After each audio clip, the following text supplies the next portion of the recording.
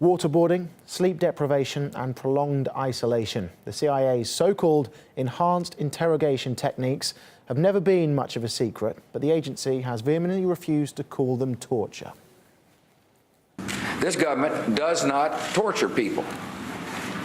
You know, we stick to U.S. law and our international obligations. He was, in fact, an integral part of the program. He had to approve it before we went forward with it. I think that he knew everything he needed to know and wanted to know about the program.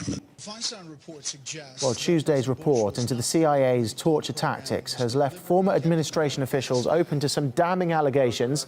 They've been grilled by the media over the interrogation techniques authorized by ex-President George W. Bush in the wake of the September 11 attacks. Now, though, Washington wants to put the gruesome details in the past and move on, as Marina Portnaio explains. This is what it looks like. The world's most powerful nation finally admitting to a gruesome and brutal truth. In contrast to CIA representations, detainees were subjected to the most aggressive techniques immediately. Stripped naked, diapered, physically struck, and put in various painful stress positions for long periods of time. The shocking details surrounding the CIA's interrogation and detention program were revealed in a 525-page report unveiled by the Senate Intelligence Committee. Releasing this report is an important step to restore our values and show the world that we are, in fact, a just and lawful society. Human rights groups and the United Nations have renewed calls for accountability, but U.S. President Barack Obama, who banned torture upon entering office, says the country should look forward, not back. I think it's important for us not to paint a broad brush about all the incredible, dedicated professionals in our intelligence community. By not holding anyone accountable, critics say the U.S. leader is creating a dangerous state of affairs. By choosing to move on, to forget about the past, not to prosecute the serious crime, Obama is keeping torture as a misguided, wrongful policy option for some future American president. Meanwhile, the current CIA director is defending his agency, saying it did a lot of things right post 9/11. He's just not sure if that includes the use of so-called enhanced interrogation techniques. We have not concluded that it was the use of EITs within that program that allowed us to obtain useful information from detainees subjected to them.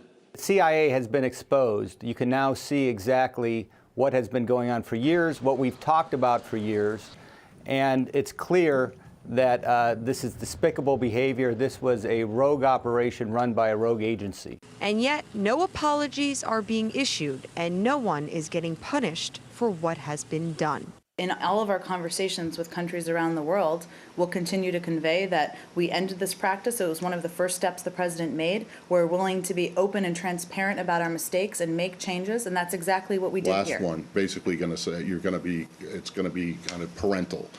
Do as I say, not as I have done or do. Actually, I think we made the decision to lay out very transparently what exactly we had done in the past that we didn't think was consistent with our values. And I think that's showing strength as a nation, and that's the conversation we'll have with countries around the world. People will argue that showing strength is not just revealing this, but actually doing something about it. I have nothing to add to what the Department of Justice has said. Transparency may be a gross exaggeration by the Obama administration. You see, the redacted 525-page CIA torture report is just a summary, a tiny sliver of the full 6,700-page report being hidden from the public, completely classified, meaning what the world knows about America's past torture practices may be just the tip of the iceberg. Marina Portnaio, RT, New York. So what exactly was edited out of the final version of the report? Well, firstly, the names of CIA personnel, keeping those who directly ordered or carried out torture in the shadows. Dates of critical events were also erased, making it impossible to determine when exactly the abuses took place. Nations that house secret CIA prisons are secret too. They're simply referred to as countries. Well, helping with the editing was America's closest ally in the war on terror.